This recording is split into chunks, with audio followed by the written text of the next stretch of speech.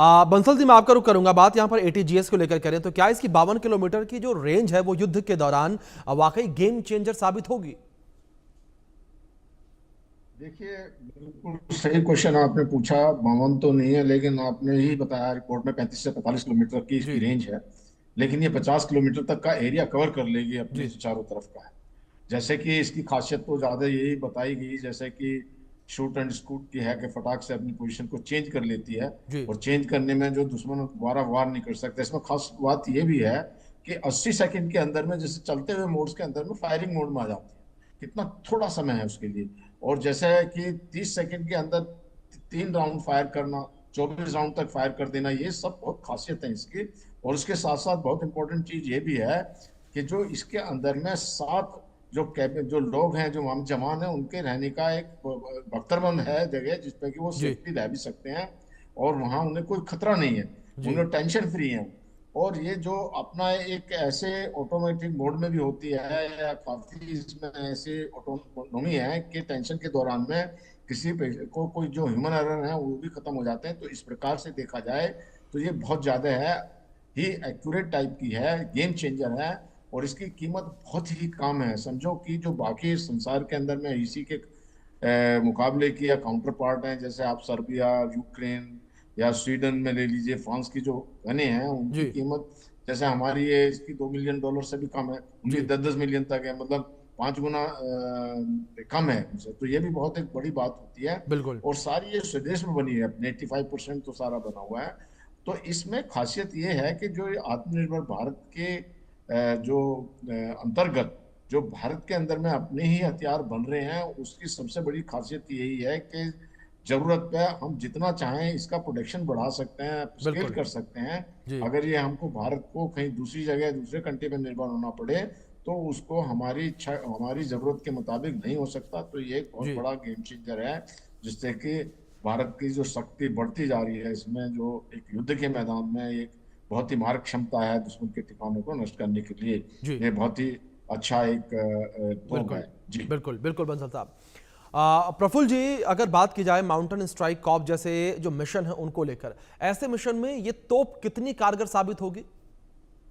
देखिए, माउंटेन में जब आपके पास में वहां पे ओरिजिनली जो वर्ड मोटर था, जो जी। माउंटेन में इस्तेमाल होता है, हॉइट्जर्स जो होते हैं, वो हॉइट्जर्स में भी इसका इस्तेमाल हो सकता है। मतलब उनकी जो टोप की जो मारक, उनकी जो बैरल होती है, बड़ी हाई एंगल पे फायर करती है, ताकि आगे वाला जो माउंटेन है उसको क्रॉस करके वो शेल उसकी दूसरी तरफ गिरे।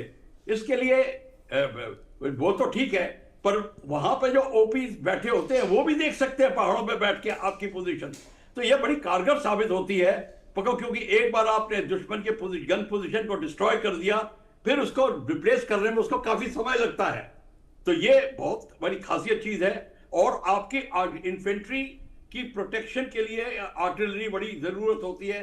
प्लेन्स में तो आर्टिलरी, कैवलरी एंड इन्फेंट्री दोनों के लिए बहुत अच्छी होती है, पर जो माउंटेन इन्फेंट्री जो होती है, जो पहाड़ों में कैवलरी तो बहुत कम होती है, वो जब पहाड़ों में जो इन्फेंट्री होती है उसको प्रोटेक्ट करने के लिए ये बहुत जरूरी है। जी। अगर जिस आर्मी के पास में आर्टिलरी की का अभाव रह जाता है, तो मैं बता सकता हूं उसका कभी रिजल्ट अच्छा नहीं होगा। जी। दैट इज वाई इसको कई लोग इन्फेंट्री को क्वीन ऑफ बैटल कहते हैं, कई लोग आर्टिलरी को क्वीन ऑफ बैटल कहते हैं। ये सारी की सारी चीज ये है कि आर्टिलरी तोप खाना जो है, जब जब आया है उसने हिस्ट्री बदलनी शुरू कर दी है। बाबर जब आया तोप लेकर, उसने हिस्ट्री बदल दी।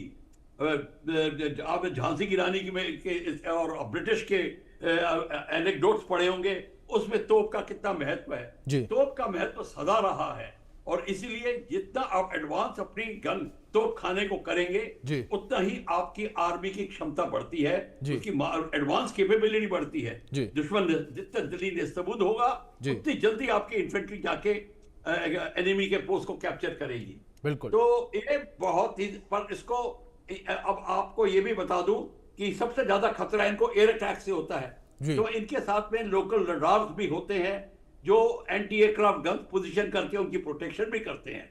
और ये तभी इनको बहुत जरूरत है कि इसको बड़ी हिफाजत से रखा जाता है, जो हमारी आर्टिलरी सिस्टम को, जी। ताकि दुश्मन को दबा के रखे। जब आपकी आर्मी एडवांस कर रही होती है तो जरूरी हो जाता है कि दुश्मन को इतनी ज्यादा बमबारी करिए तो कि वो दब जाए, और तब आपकी आर्टिलरी एडवांस करती है। जी ये शुरू से जी चला आ रहा है, जब तोपखाना एक्टिव होता है जी आपकी आर्मी एडवांस करती है। बिल्कुल बिल्कुल सर।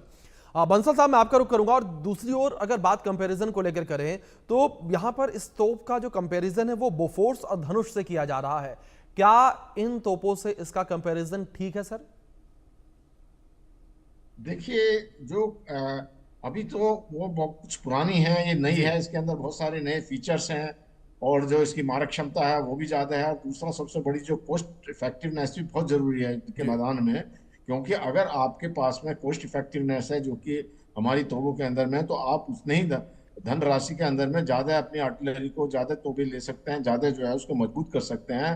और तो आर्टिलरी का बहुत ही महत्व है। जो जब हम जो फील्ड बैटल में, जब बैटल ग्राउंड पे होता है, तो उसमें आर्टिलरी एक ऐसा है जिससे दुश्मन थर्राता है।